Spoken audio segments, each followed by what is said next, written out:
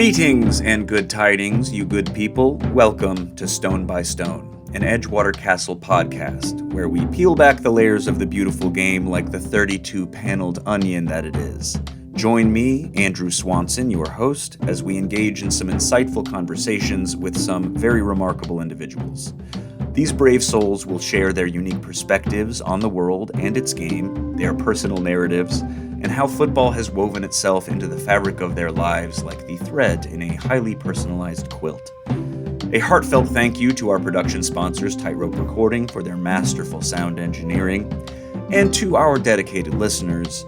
Your continued support means the absolute world to us, so thank you for it. Now, hear ye, gather round the hearth, pour something literally or figuratively warm into your cups, and welcome to Stone by Stone.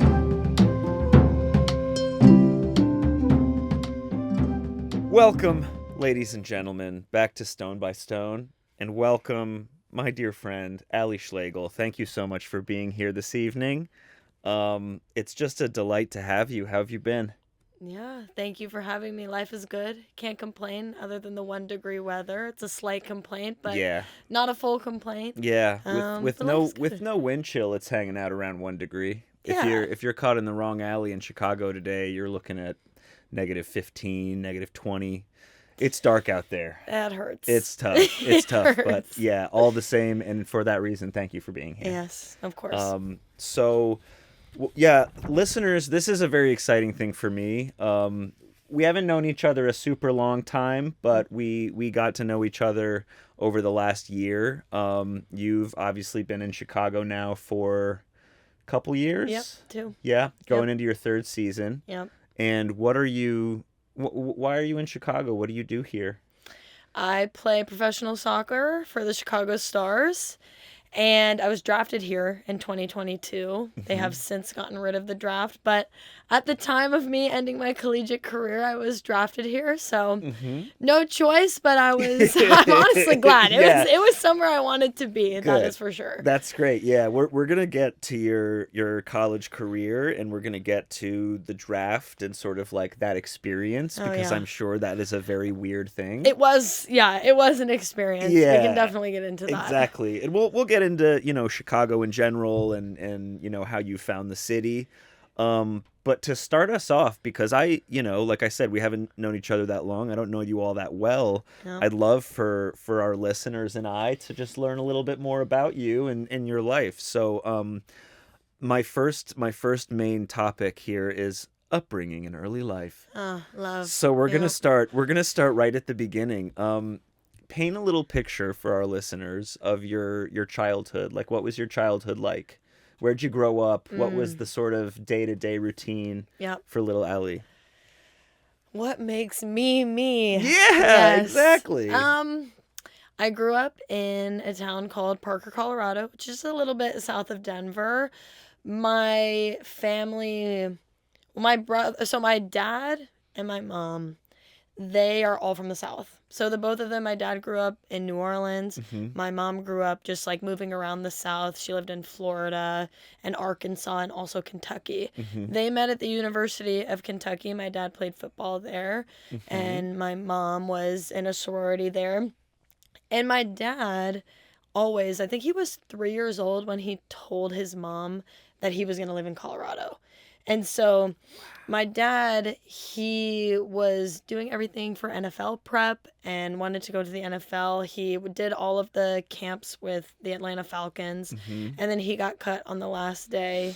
He was the only person, I forget what year it is, maybe like 2019, don't quote me on that, where the Patriots, I think, were playing the Falcons in the Super Bowl. He was the only person rooting for the Patriots. Oh, yeah. Because they're like, oh. Yeah, it's what could have been. You're just a little butthurt, right? Yeah, of course. You're going to be. Yeah, he's incredible. So he went through, like, that entire process. But once that was kind of like, okay, this is not going to be a thing, they were like, we're moving west. And so they moved west. They lived in New Mexico for just a little bit and then moved to Colorado, which is really where he wanted to end up. And my mom also, like, She was right. She was a lot like down for the adventure. Yeah. Like my mom's like, yeah, sure, let's do it. She was not like, I haven't wanted this since I was 3 years old, but sure. Yeah, not the same good. vibe, but like they are just, they're just best friends. So they're like, yeah, let's do this. And nice. We moved initially to Conifer, which is a little bit like, and now it's more developed, but at the time, like it was very just mountain, like it was mountains and like log cabins. Yes, like log cabin, cast iron energy. stoves. The whole lot. But I was maybe a year old when that happened, so pretty much the entirety of my childhood was in Parker, Colorado, and I mean there was no shortage of fun. Zero shortage of fun because we lived in a cul-de-sac that had a bajillion kids on it, and we played every sport under the sun. Like the kids that I grew up with on Holly Ridge, like they're all still very close friends, like so many family friends, and oh my gosh, we just had the best time. Like we really did. Cul-de-sac life is a real thing. Like I didn't live on a cul-de-sac, but I had close friends who lived on cul-de-sacs, and like I thought I was walking into a Disney movie. I was like, all the kids coming out of their front doors at the same time, like at dusk. It's like, oh, this is when we all go and play together. And I'm like, you all like each other? What's happening here? Yes. It's amazing. Honestly, it did feel very movie-esque, the experience of it. Like, I feel like just the summers and exactly like we're all up, you're knocking on the door. Oh, can Peter and Nick play like today? Yeah, sure, okay. Well, just like going down the houses of seeing who could play, and then we'd basically just get everybody together, make teams, and just do tournaments. Like we played, but we never played soccer. Soccer was not really, the only time we played soccer was during World Cups, and we made a goal out of PVC pipes and only did PKs. Yeah. That's the only way we were playing soccer. It was mostly amazing. Hockey, baseball, football, knee hockey, some basketball, but I feel like we played a lot of baseball and a lot of football. Yeah, it sounds like a very kind of classic Americana experience that you had, and baseball and football fit very nicely into that world, the picture you're painting. So, were you super competitive as like a neighborhood kid, or were you more like laissez-faire about it? Yeah, that's a funny question. I think I was more competitive like in the cul-de-sac, and I really do think that was more like I was the only, or not the only, we actually had quite a few like athletic girls, but I was definitely like the most athletic girl out of the group, and felt like I had a need to like show my brother and show the boys on the street like what's up, like I'm gonna kick your ass, it's not gonna be a thing. So I think it was more competitive in that way. Than you were in like club soccer. Oh yeah, no, I could not be not bothered like anywhere else for sure. Like I think it was maybe just more from, I have an older brother, Drew, who is like, he was my first friend, my best friend, and I think I always wanted to do everything that he was doing. Yep. And so it was more like there was a little bit competitive there, just as competitiveness like as kids, as siblings, but not much. Like not when we grew up. It was more just like there was no beef or no like competition because we were doing different sports. We went to different high schools, that sort of thing. But in the neighborhood section, I'm just thinking back, it was definitely competitive during those days. But gosh, we just had so much fun. We were just like, I don't know, the Goonies, like running around, like doing everything under the sun. Yeah, there's so many good memories. And I think a lot also of, I lived in a neighborhood in which it was like just straight streets, but all the like, there was just this string of houses sort of that went across fences, and we all sort of knew each other well enough to hang out during the summer. And it is amazing how little of a plan, and I grew up in the time when like we did not have phones with us, but like the amount of days we would spend in the summer with no plans, but like 8 hours of stuff somehow. I mean, you just like come up with, fill the days. Yeah. Oh, you really do. What a beautiful thing to be young.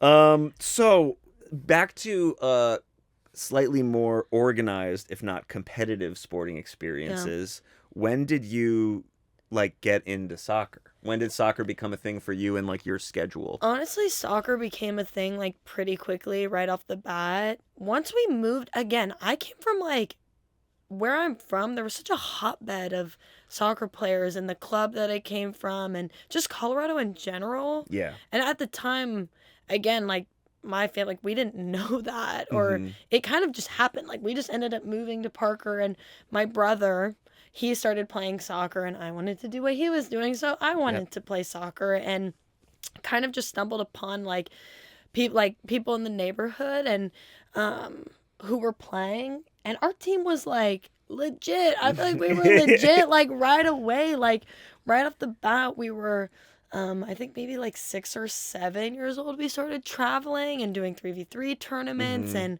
Just, everything, like, smoking which other is teams. just like so ridiculous. I just It really is. I think like now that I see like 6 and 7 year old kids, I'm like that's insane. Like why would you do anything but like run around the neighborhood? I don't know. I mean, I gave a lot of obviously credit to my parents and the people that I was around in Colorado. Because I was just, I don't know, just going and having a good time and hanging out with my friends. But like my 3v3 team, I think everybody went D1, like out of my 3v3 team. Your group of like 7-year-olds? Yes, like seriously. I think every single one of them went D1, or at least played college soccer.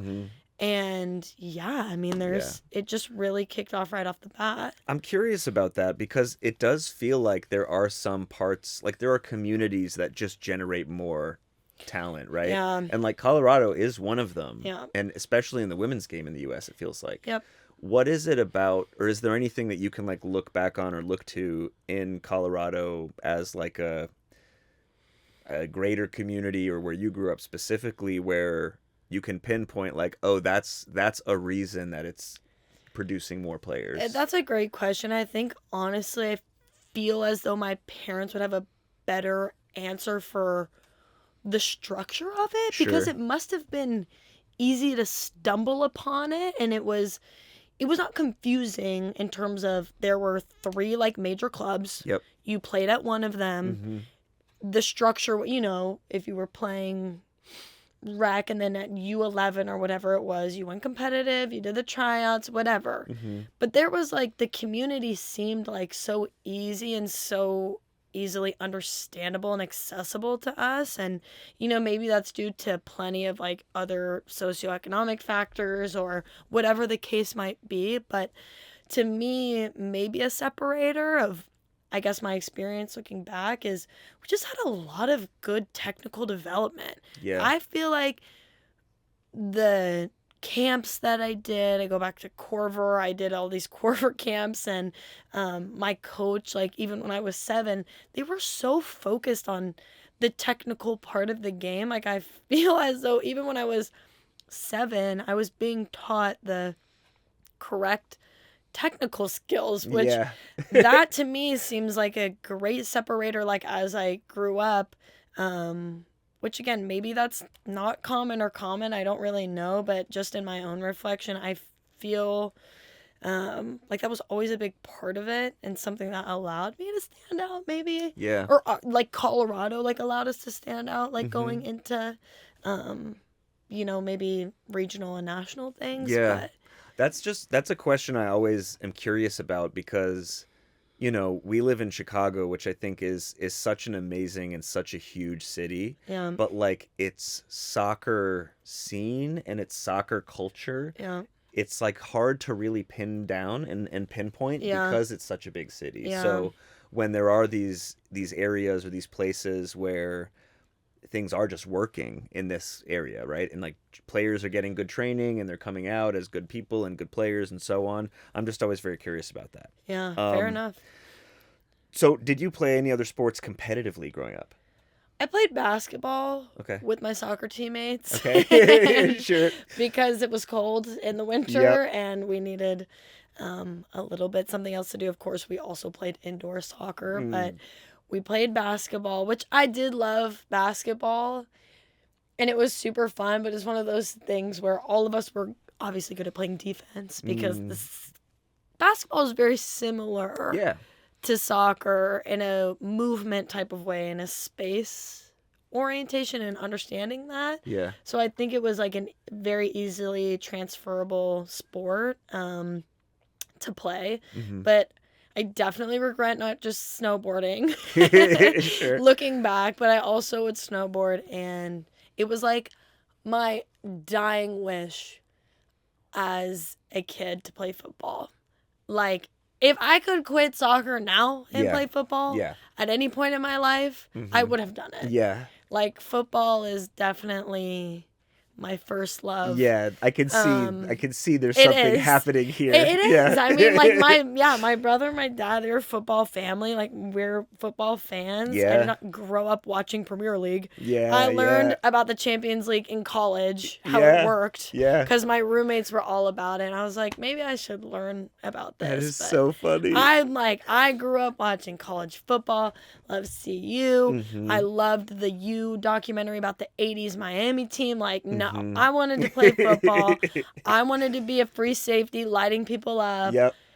Just like turning your body into a missile in midair. Yeah, that's that was amazing. why I loved playing those sports on the street, because like that was definitely.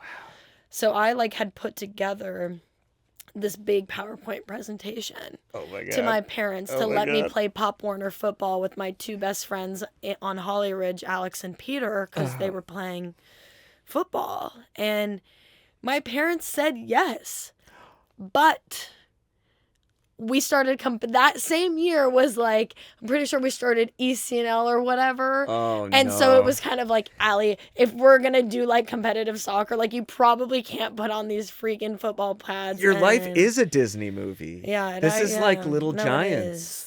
Did you see Little Giants at any point? No, but I believe it. Okay, I'm aging myself again. This movie came out before you were born, probably. But Little Giants is basically about this team. Rick Moranis is the dad / coach. His daughter wants to play football. She's not allowed to for a while, but then she's allowed to.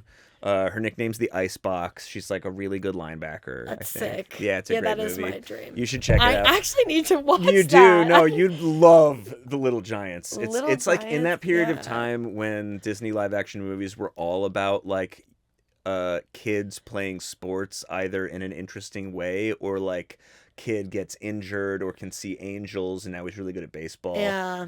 Angels in the outfield, Love doesn't it. matter. Yep. Moving right along. So when you were sort of getting into youth club soccer, ECNL, all that stuff, you had to make these choices. Yeah. What was it like, like just balancing being a kid with this very like rigorous lifestyle in the game? And then also what did you envision that becoming like your life? That's a great question. I think it was just so natural, and just like looking back, it was just a part of my life and my day to day. And I loved it. I loved going to practice. I certainly was not the kid that was dribbling in my front yard or juggling once I got home. Like, I could not be bothered. Yeah, Like, you were once not looking up Ronaldinho no, YouTube videos. I am like not a soccer junkie. Like, Yeah. like that was not my innate experience, and we can bring that back up because I think that has grown so much over my years. But no, I did not like fall in love with the game. And I have so many friends who like are that quintessential picture for me of like loved the game, watched the videos, are in their basement like kicking the ball against the wall or like in their yards.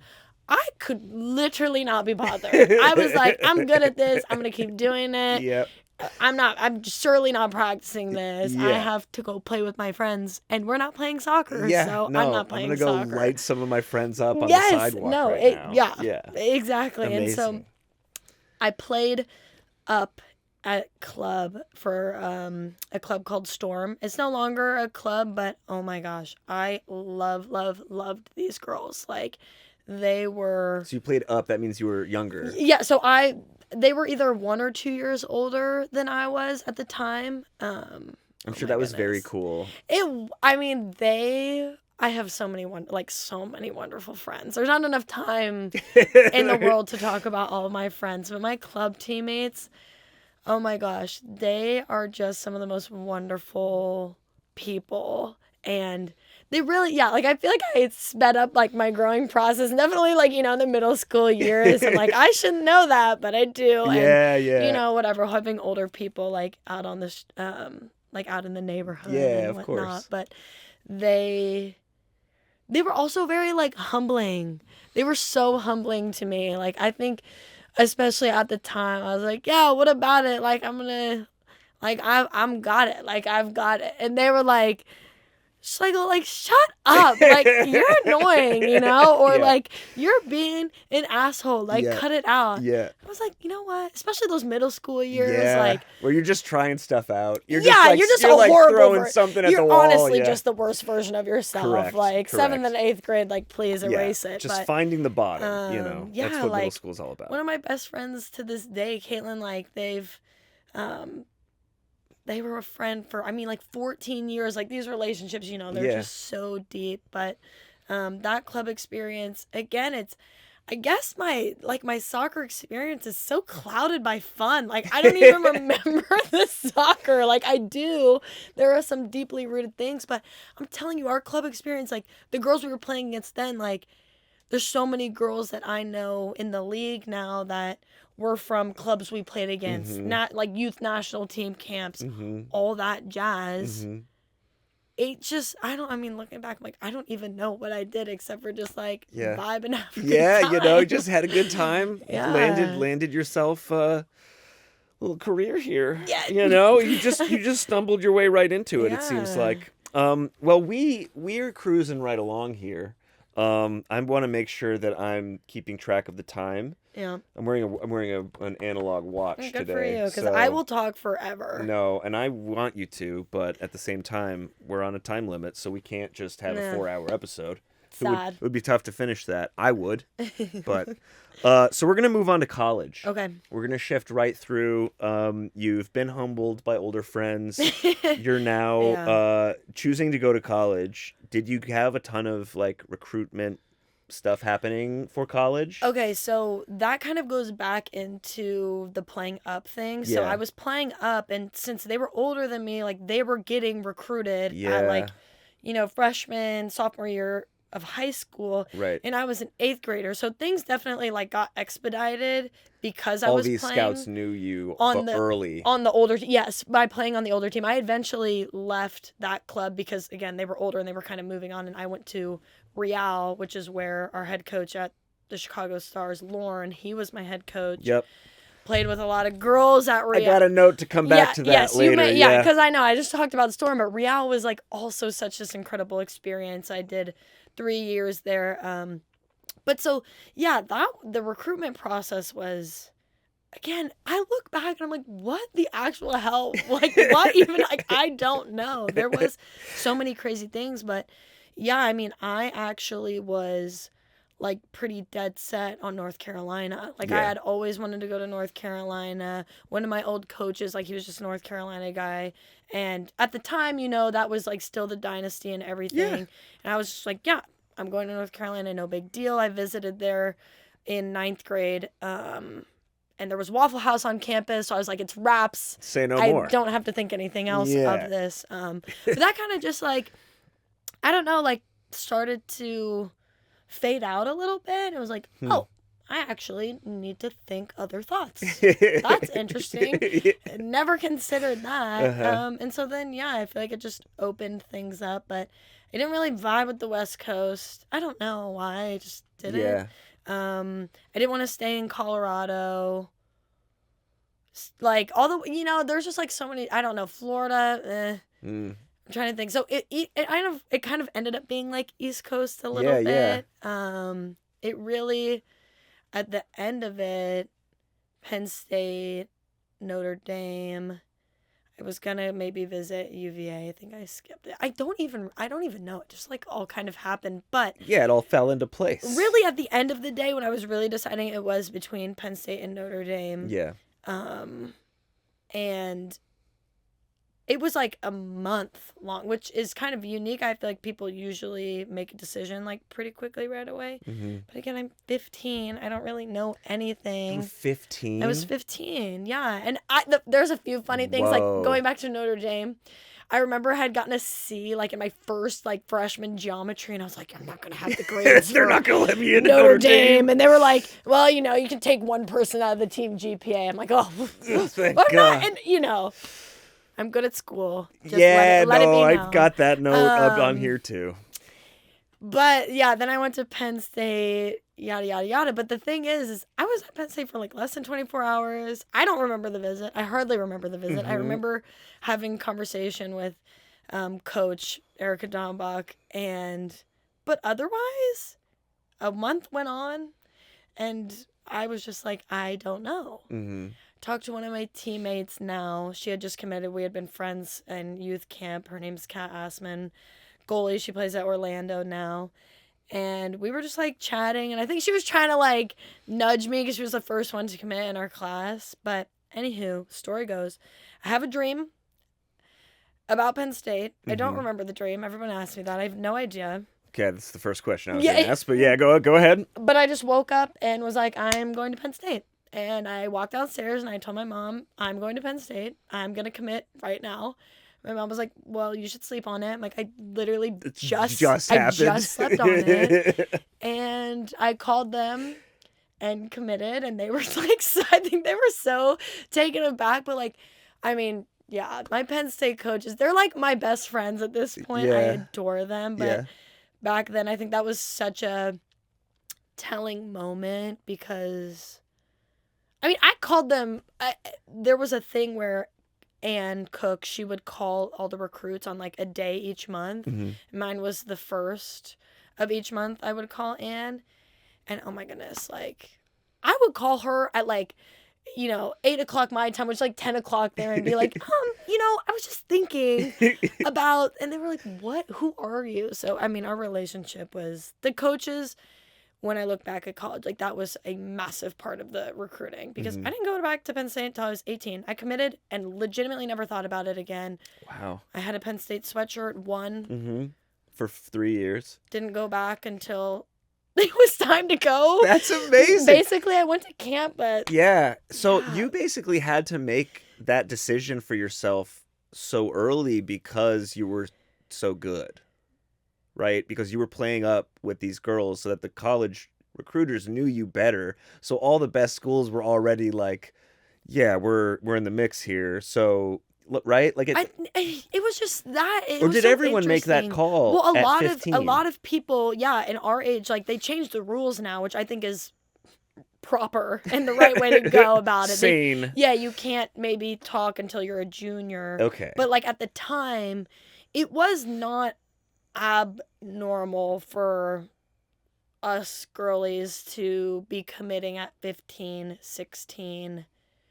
That was normal. Like, I think junior year, like in our time, was late, which is so ridiculous. Yeah, I mean, that's just how it was. Of course. And like that's such, college, the soccer ecosystems, and like I know you're not a soccer nerd, obviously. Yeah. I very much am. Which you know I love. this. Yes. But the like soccer ecosystems, and that's sort of why I asked about Colorado, is that like the ecosystem of soccer in the US is such a complex thing. 100%. And like the college game makes it more complex. And yes, like hearing that rule is only just now enacted, that you can't go like try to convince a 14-year-old to commit to your college. Like I get why that rule is in place, but it's also just like so interesting to think about the fact that like we're the only country with this kind of system.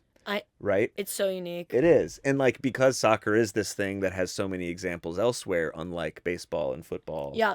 There's that comparison. Yeah. I could talk about it for so long. Yes, we could.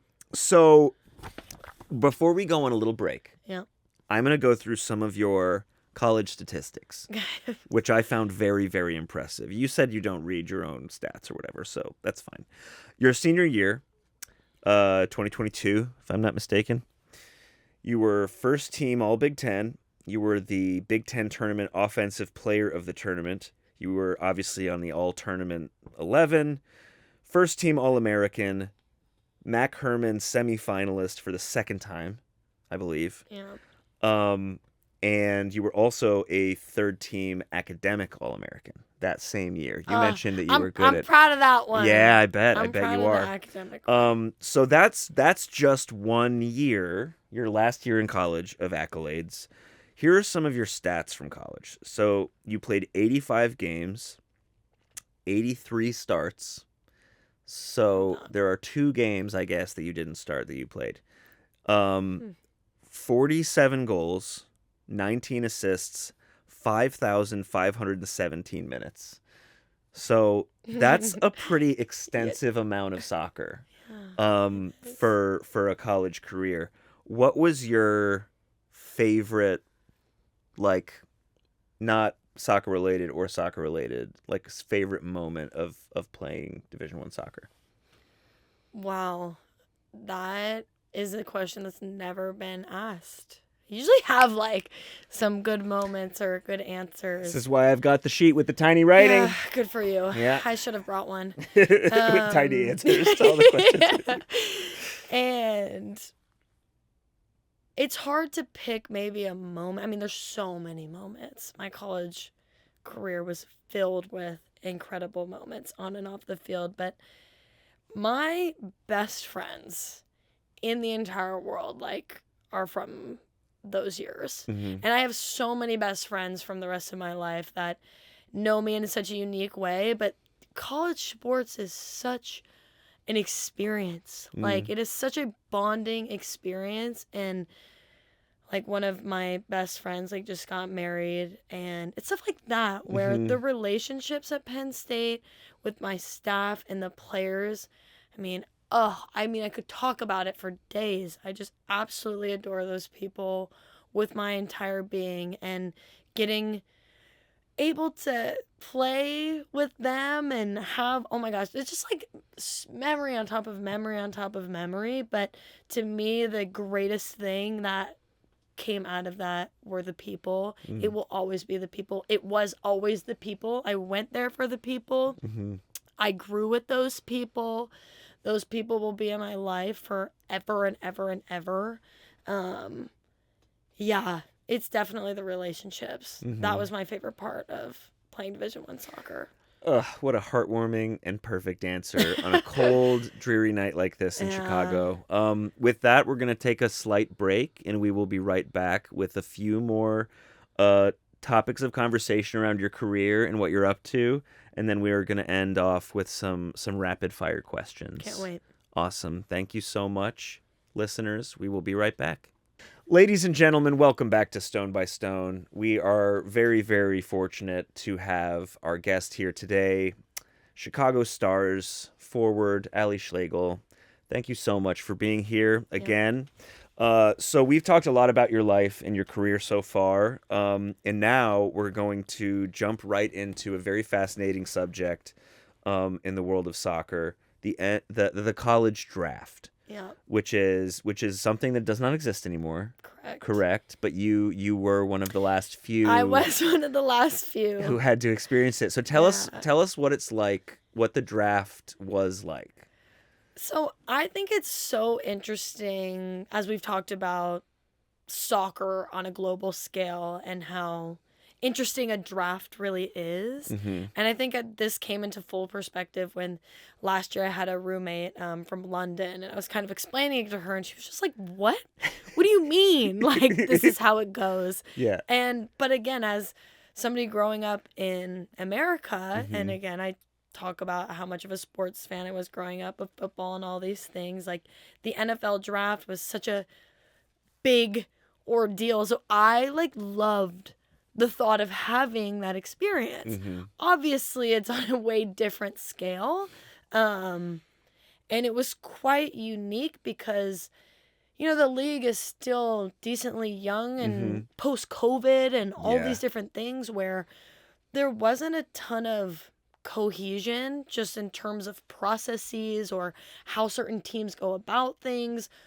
What's the agent process? What's the club process? It was super unique in that way where I was calling, a couple of my teammates that had experienced it before, but some of my best friends like Sam and Carrie from Penn State, they theirs was during COVID. So theirs was completely unique. Right.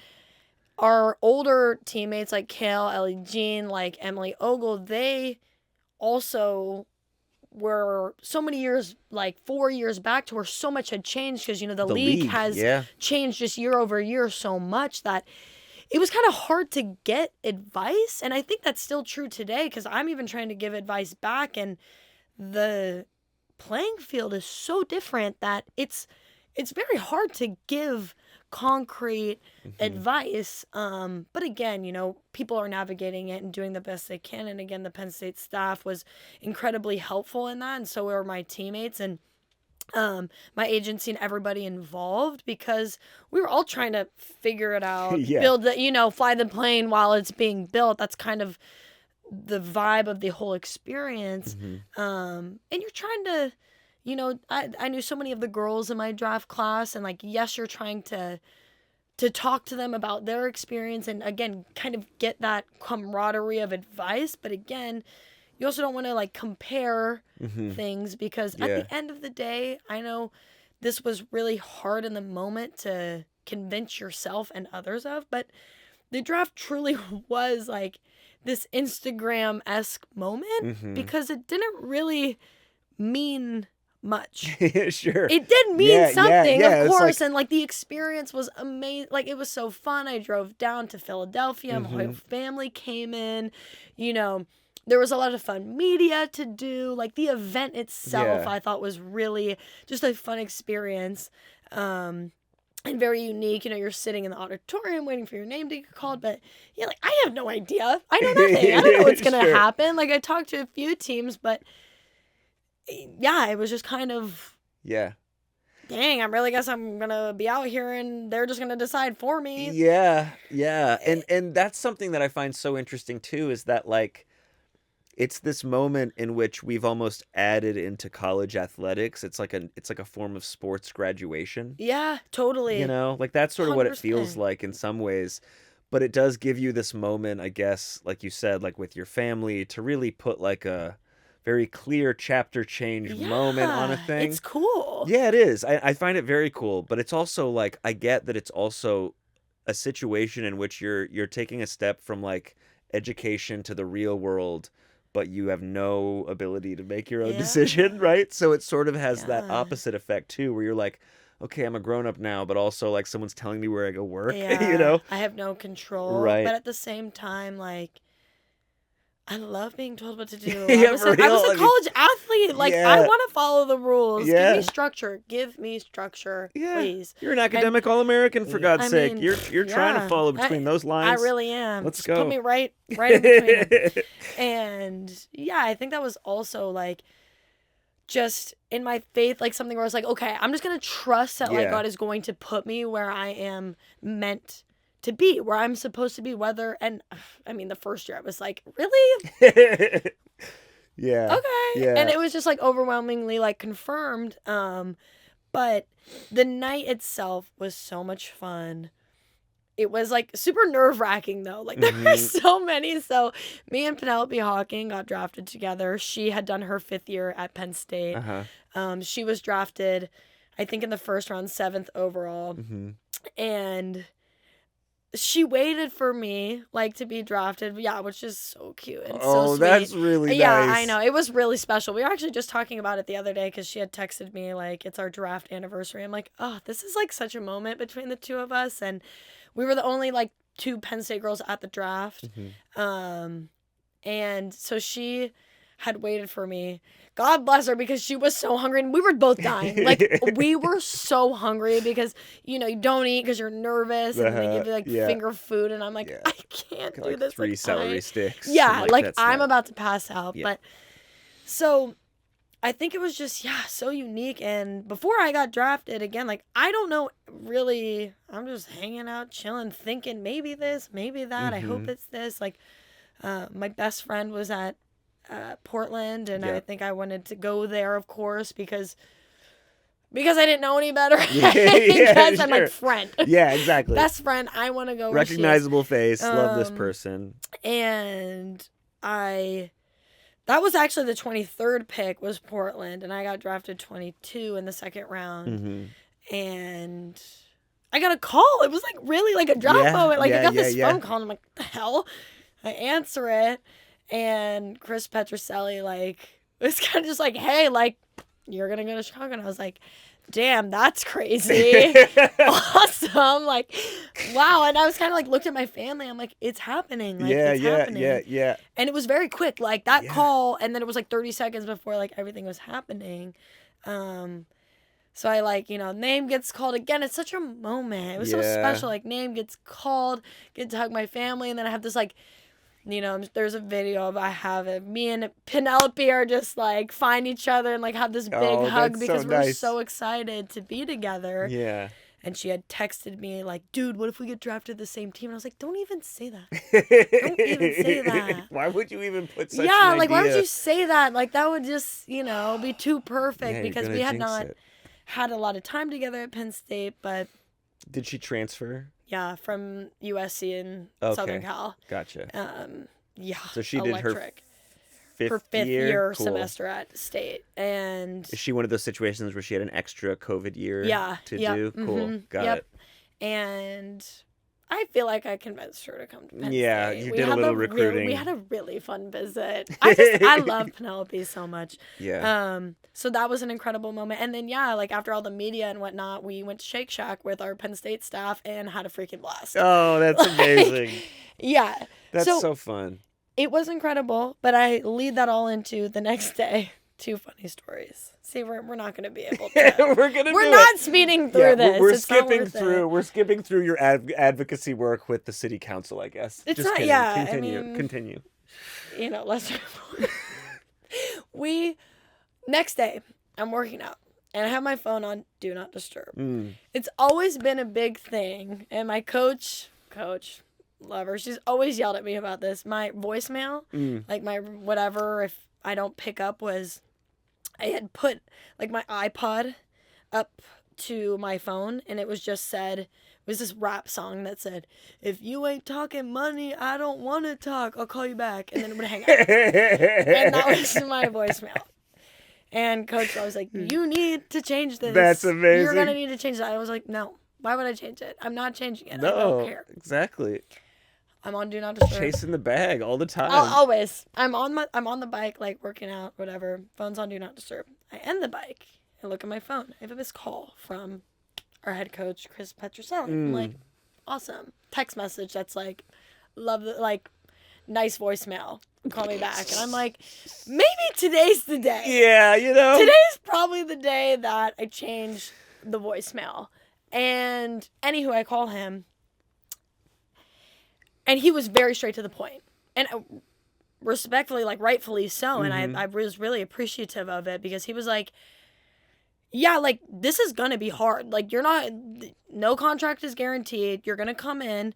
It's going to be a preseason. You're going to have to earn this. And like, it's going to be really hard. And of course he was like, we believe in you. That's why we drafted you. But like, this is going to be hard. Yeah. And I was kind of, it's all of a sudden like, and we're back. You know? Yeah, it's like, well, that moment of success is over. I'm having a tequila shot. Yay, draft again. Yeah. Like, oh my gosh, I'm answering these texts. There's a post. Thank you for making my dreams come true. And then it's like, hey, it's about to get really hard. You actually have to like do your job. You have to be very good at your job still. Heard. So that was that. So you got a very fun moment of like got drafted to be a pro athlete, and then you had one workout in peace before everything went back into it's real. pressure mode. Cool. Okay, so we're now jumped to the Chicago Stars FC, which is the new name for the team. New name, new brand. Same good vibes. Maybe new good vibes too. There's a lot of good stuff going on in that club. So I'm obviously, and this is, I'm not going to go into badge change stuff because it's actually like too triggering for me. Yeah, I heard. I've just been through too many badge changes in this town. Like I worked at the Chicago Fire for 4 years. Yeah. We had 3 logos in that period of time. That's a lot. Just too many. So I'm not going to go any further into that, but no logo talk. we will go into the club and the team Yep. and the coach, Yep. who obviously you know very well. Yep. So what's your experience like as a player been, just, with the transition from college soccer? Obviously, Petroselli was like, this is going to be tough. Talk a little bit about what that sort of adaptation in the first season to the second season and now leading into your third season. Like, what's that learning curve been like? Oh my goodness. It was in fact hard. I wasn't expecting it not to be ever. Sure. But the transition from college to pro really rocked me more than I would have thought. Mm-hmm. Definitely was a humbling experience, and not even like from a soccer perspective. Like, I think from a soccer perspective, it was obviously a jump, but it was never like, oh, I can't do this. I was like, I can do this. Like, just give me a sec, but I can do this. Yeah. I know I can do this. And I mean, it was so much more, I think, of a personal transition than anything, because it's such a different approach. Like, you're doing the same thing, you're still kicking ball, running fast, very simple, but the ways in which you're doing, I mean, obviously I spoke so highly of Penn State. It was such a family thing. Like, I think I underestimated how much that community, like, I loved, and of course I was so grateful to come in with a couple teammates that I had known, and with Penelope, and we were living together. That made the world of a difference, but the relationship transition, the getting to know other players, and understanding, I guess, like, Penn State is just Coach Schaumbach.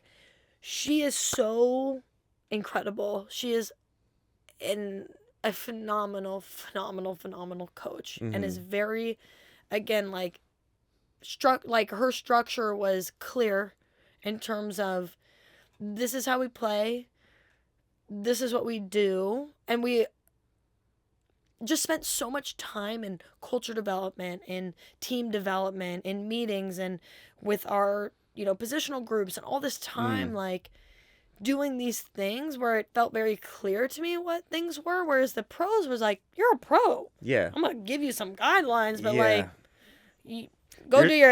you're supposed to figure all that out already. Go do your thing. And so that really, I was like, okay. I know. And so that transition was, like, definitely unique. There's so many different things about the NWSL, the physical, component to the game. It's way more, it's faster, stronger, bigger, all the things.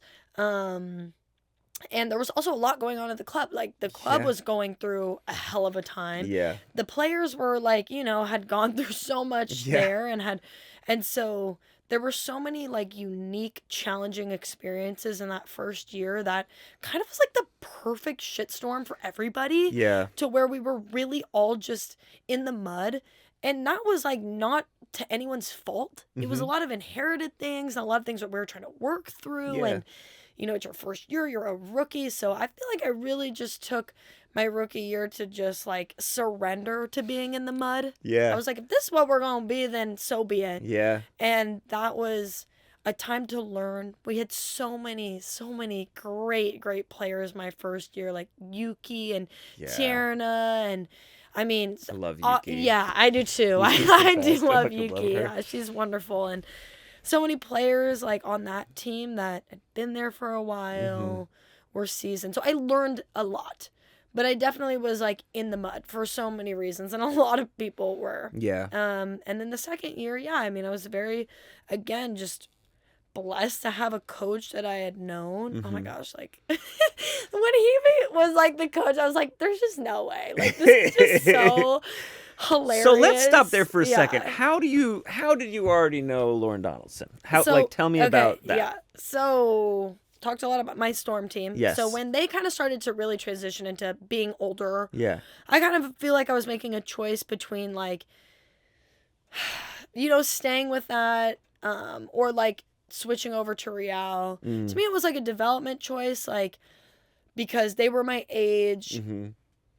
I still felt like we were I don't know, like working towards something. Not that we weren't at Storm, but Yeah. again, like they were going off to college and the team was changing a lot. And I mean, Real had a lot of talent. Jalen House, of Smith, they were on my club team. Oh. Shay Holmes. Yeah, I've heard of them. A few pros that are pretty decent. Skilled children. Decent soccer players. Yeah. And so that was, there was a good pool of talent in my age group at Real. And I really enjoyed those girls. And so it just kind of made sense to make the move. Mm-hmm. And was Lauren there? Correct. Yeah. Lauren was at Real. Oh. And Lauren had also coached Mal because Mal was 2 years older at Real. Okay. So we all played at the same club. Got it. Yeah. Huh. Yeah. So that must have been, like, it's interesting because you had so many things in moving to the college game that are like, or sorry, moving from the college game to the pro game that were very, like, unique, challenging things. But you also had some weird, like, pieces of familiarity. Yeah, 100%. Yeah, yes. That's very cool. It is cool. It is rare that, I mean, in soccer does this more than a lot of things, but that, like, you know, you have some sense of, like, your own past in your own home in a, like, new place, right? That's very cool. I like that story. And that's, again, why it does, like, Chicago does feel so much like another home, and it made so much sense to be here. And I think at first I didn't really know that. And but then there's just, like, so many connections that were made here. But that's how I knew Lauren, and he coached us at Real, and that was such a fun. I love that team too. I adored that team. So many wonderful players and teammates who I still talk to, of course, to this day. We do a little Christmas get together sometimes, and I mean, that's so fun. Yeah, I love those girls. If we talk any more about your youth soccer experience, we're never going to be able to finish this episode because I can see in your eyes you going back there and just wanting to stay. I could just talk about so many people. Like, it's just the people. I know. I really could. So many talented soccer players in your past. I know. So what is your biggest goal for this year? Your first season, pretty successful. You got some goals. You got an assist. This past season, you had 7 goals. You started a ton of games this year. First of all, how did you feel about your season this past year? And then what are your sort of, like, biggest goals for 25? Yeah, great. I think, again, off of year 1, I think year 2 brings a little bit of that, like, okay, so I had coffee with a friend today, and she said, year 1 is do it. Year 2 is, like, do it well. Like, sure. Just do it. And then in year 2, you're like, okay, like, I know the ropes a little bit more. Like, can I do this better? So I feel like year 2 was a little bit more of that. And I think I really wanted to, improve on my minutes and, just maybe prove it a little bit. Like, no, I can maybe do this. And I think I can be helpful to the team and hopefully score some goals while I'm at it. But I really think I was just trying to just prove it a little bit. Yeah. Not to anybody. I'm not saying, like, I was trying to prove it. Like, I was more just like, okay, I know I can do this. I learned so much, and I want to, apply this learning after year 1. Yeah. And it was so fun. Like, it was so fun to have Mal back. I absolutely adored, like, learning from her and playing with her and playing with so many of the players on my team this year. And we had we just have so many great older players that I really, Shay Groom and Carrie and Alyssa and Sam Staub, like, just girls I, just love playing with and love being around. Yeah. So this year I was just like, and once I started to maybe get the flow of that, it's like, I just want to do what I can for the team. Yeah. Whatever. If we're going to play this way, great. I'm trying to be on the field. If you need me to play this, I'll do this. If you want to do this and you want me to do this, great.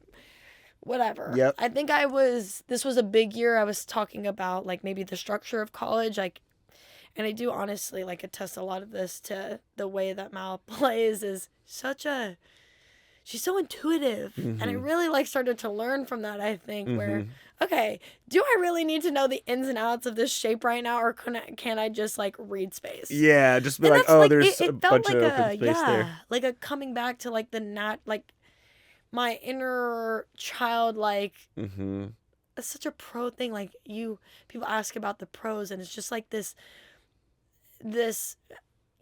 detail-oriented approach to the basics. Yeah. And, like, going back to like just that innate part of your that childlike maybe talent almost, where I wasn't thinking about it. It's like you an just instinct, you, right? you just It's fun. got it. You just understood it, and it's really not that deep. Like, it really just is space and angles and whatever. Yeah. And so this year, I think, was such a unwiring of my mind of being so like film and the structures and the shapes and all these different things. I feel like it exploded my soccer brain in so many ways. So that's what I really feel the most grateful for after coming off of year 2, was just learning from so many players, really expanding just my mind and my soccer brain, because I have since become said soccer junkie. You've now, as a professional, become a soccer fan. In the middle of college is maybe when I was like, I think I kind of like this. Yeah. Or love it. I just have such an appreciation for it. But again, 3 more episodes. Yeah, we've got season 2 coming up any day now. To love it. And but that is really so many of my takeaways from year 2. So going into year 3, I guess to answer your question about like what are my goals, same. I just like being the best me. Really growing with those relationships, and being a little bit older, it feels like a little junior. Like, can I be more of a leader on the field? Can I own it a little bit more? Can I continue to like be a help to the team and my teammates around me? Because again, like, this is kind of this first time that the team is like sort of similar. We're not having a ton of turnover, and there is similar staff members, and I want to be, like, can I help more in this creation of who we're going to be? I love being a part of that. I enjoy being a part of that. So in any way that I can help that team and continue to be healthier, to play more minutes, I think is front of mind. Beautiful. Okay, so we're going to do this last part pretty quickly because we got to get to our rapid fire questions. Tell me about your experience with the city council and going to visit. Why were you there? What were you talking about? Well, I mean, explain gender equity in sports in 5 seconds or less. Go. Just kidding. I get a text. I'm in Cabo for a bachelorette party, and I get a text from Megan Burke, who's the head of the NWSL PA. She's like, "Hey." This is how I read that. And I was like, I'm gonna, come back to this at the end of my trip, and I don't even know what this says, but whatever. Yeah. And so I get back to it, and I'm like, okay, it's about the stadium. Equity, I had known about, they had been fighting, kind of this battle our front office has behind the scenes, like, for the last year, about this whole public funding for stadiums. I didn't know shit about shit, which is per usual. And I didn't even know that public funding was such a big thing for stadiums, how much it's been used, like, in men's stadiums. But yeah, the team, like Karen and Grace on the staff, like, they really educated me a lot going into this, because they basically asked me if I could come to Chicago.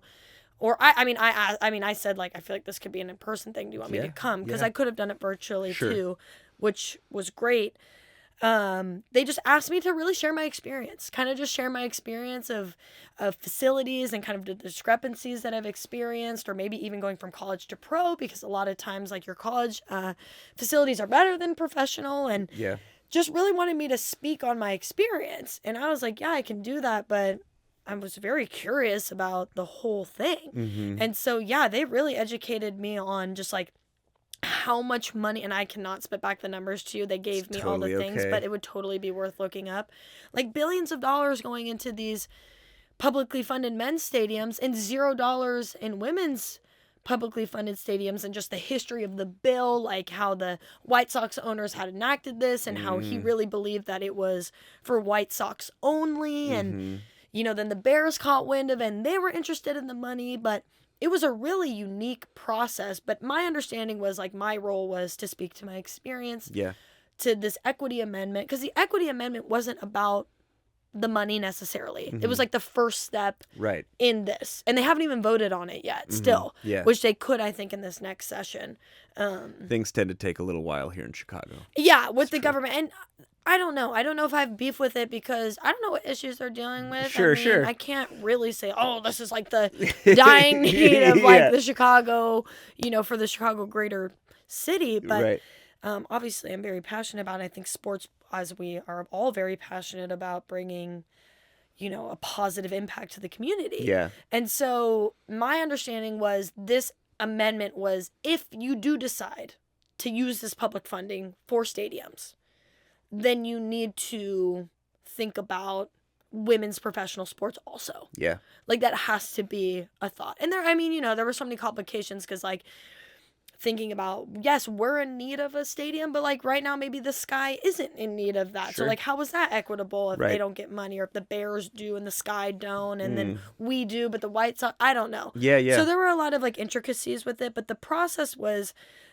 super cool. Like, I feel like we went down there and just got to share our experience of the unique challenges we have with our stadium and with our facilities, and how impactful it would be. And it was really cool because, our commissioner was there and our president was there, and they were, some powerful ladies there, and Alyssa, they're talking about, and, these women have so much deeper experience than me. Like, when I listen to Alyssa, I'm like, oh my gosh, I should just shut up for forever and never complain about anything ever again. Like, the women who built our league, hearing their experience is just insane. And so hearing they walked so you could run, kind of thing. They army crawled so I could sprint. Really. Yeah, that's amazing. I mean, I think one thing that is really impressive about you, and this speaks to a lot of different things that we've talked about, is that, like, you want what's best for everybody, and you want to know as much as you need to know in order to get there. Yes. Like, you really do a great job being like, as long as I'm having a good time, I don't need to know too much about this. And also, if I'm curious, I'm going to find out everything I can. Yeah. But the fact that you have, in such a short period of time, kind of established that you want to be involved in these conversations, and you're willing to speak up, and you're willing to make yourself more of a leader and more of a part of your team, as you're a pretty young person still, so I'm just very impressed with that. You are a very young person, lest you forget. Young. You're still that girl lighting up the older boys on the sidewalk on the cul-de-sac. Forever. Okay, we're going to jump right into rapid fire questions, because otherwise we'll be here all night. Perfect. Who is a leader or mentor you would go back in time to seek advice from? Like, they have to be dead? No. Just, you don't have to go back in time, or just fly somewhere. Yeah, anyone you go back and seek advice from, or just go seek advice from. Back is an unnecessary word. I mean, my coaches at Penn State, I call them all the time, and I see them all the time, but I would always talk to them. Okay, great. Perfect answer.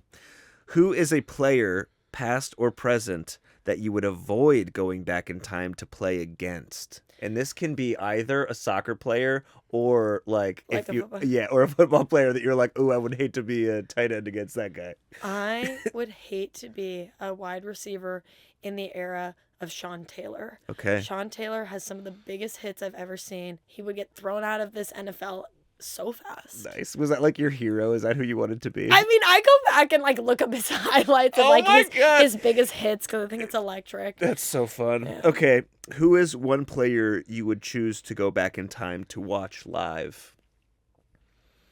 Now that you've gotten into soccer, maybe you can pick a soccer player that you've liked. Yeah, that actually is a really great question. I think I would have loved to see Abby Wambach play live. Yeah. Because I just love the 9 headers. Like, I'm about that life. I think I didn't appreciate her enough when I was not watching soccer. Yeah. You're just too obsessed with Sean Taylor. Well, I'm watching like the World Cup and stuff, and but there wasn't as much, accessibility. And like there weren't people making highlight reels the same way. Not the same. Okay, this is rapid fire. What city would you choose to move to just to watch soccer games? Barcelona. Me too. Good answer. Who are the top 3 most impressive players you faced in your life? either as a 7-year-old girl or as a professional player? That I faced? That you played against or on the field with. Yeah. Oh my gosh. Against or with? Sure, both. You can say both. Okay, some of my favorite players that I've played with. I loved playing with. I think Soph Smith is wonderful. I love Mal. I love them. And Sam Coffey. Those are like... That's your 3? Okay, solid. Love Solid group. What is the best experience you've had traveling for soccer? Ooh. I don't know why the worst came to my mind. Okay, let's go there. Let's do it. The worst is we had gotten our butts whooped at Minnesota, and we were like really had to get quick onto the plane, so we didn't shower, but it was like okay because we were going straight to State College, which was a short flight, no big deal. We got diverted mid-air to go to Philly because we couldn't land in State College. We didn't get to a hotel until like 2 a.m. We had none of our luggage or anything, and then we had to wake up at 4 a.m. to get back to the airport to fly to State College. Cool. So we're still waiting on that. We're still waiting on that good one, though. So we'll come back to it the next time you're on. Yeah. Okay, here's a real simple one. What message do you have for young girls who dream of playing professional sports? I mean, this is going to be so obvious, but to have fun. I'm such a fun haver. Mm-hmm. I've always been a fun haver. It just seems as though, like, as we're talking, I look back and I think maybe my parents would have a more humbling view of my experience. But in my own being, I just have so much fun. Like, I just remember so many of the fun times that led to these sporting avenues and, like, all these different things. But the relationships are what I hold on to so dearly and has made the sport so much fun and this experience so incredible. And so if you want to, it's just, without that, what's the point? Like, to me, there's no point without that. So even if you become like this incredible player that wins all these things, if you weren't having fun, you don't have any friends, or you don't have any like these lifelong relationships, like what the hell is the point? There is no point. So have fun, and that's that. Perfect. Well, Ally, this has been an absolute delight. Yes, it has. This is such a perfect way to spend a frigid evening in Chicago. Yes, it is. I hope that you'll come and join us for season 2, and we'll talk more about all your favorite experiences on the cul-de-sac and so on and so forth. But is there anything else you'd like our listeners to know about or look up or look into other than some Sean Taylor highlight videos? Other than Sean Taylor highlight videos, I would say come out to a game. Come watch us. I think it's going to be a great season. And again, as we talk about the community, I would love for girls in Chicago to see what it would be like. Because yes, all of us were dreaming and we saw a lot of the U.S. women's national team players, but these realities didn't really come to be until a little bit later. And so I think these girls that are 6 and 7 and 8, like, you can see it. Yeah. If you can see it, you can believe it, you can do it. So come out to a game. Also, like, if you're an old guy, like, come out to the game.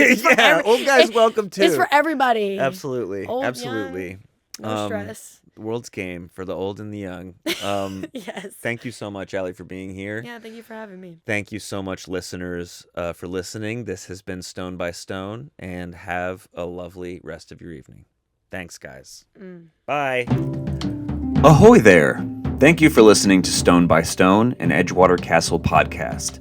Be sure to listen to our next episode, or better yet, subscribe to our channels on YouTube, where you can find video versions of our episodes, Spotify, Apple Music, or anywhere else you get your podcast fix.